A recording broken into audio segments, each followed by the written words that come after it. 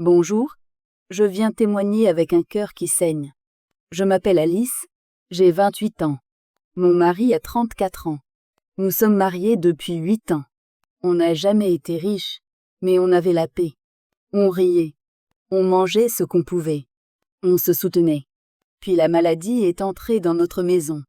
Depuis 2 ans, mon mari est très malade. Il a perdu son travail. Tout s'est écroulé en silence. Moi, j'ai commencé à vendre de petites choses au marché.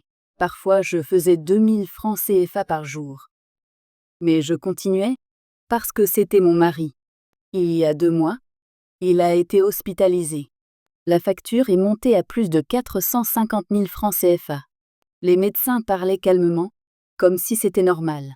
Moi, je comptais mes pièces. Je suis allée partout. Chez sa famille, chez ses amis, chez des gens qui mangeaient chez nous avant. Depuis que la maladie est arrivée, tout le monde a disparu. Quand on appelle, personne ne décroche. Quand on écrit, on ne répond pas.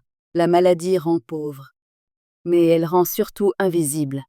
Un jour, les médecins m'ont dit « Madame, si vous n'apportez pas 700 000 francs, on va arrêter les soins. » Je suis sortie de l'hôpital.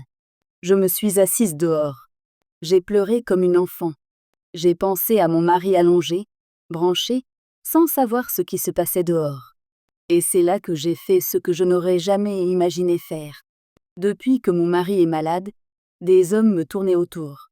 Je refusais. Je me battais, jusqu'au jour où j'ai compris que l'amour ne payait pas les perfusions. J'ai cédé.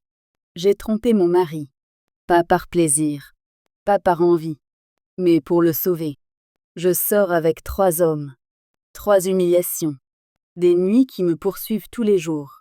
Chaque billet que je prends me brûle les mains. Chaque fois que je revenais à l'hôpital, je souriais pour ne pas mourir de honte. Aujourd'hui, mon mari est toujours hospitalisé. Les soins continuent. Les factures aussi. Et moi, je suis fatiguée. Je ne sais plus si je fais bien ou mal. Je ne sais plus si je suis une mauvaise femme ou une épouse courageuse.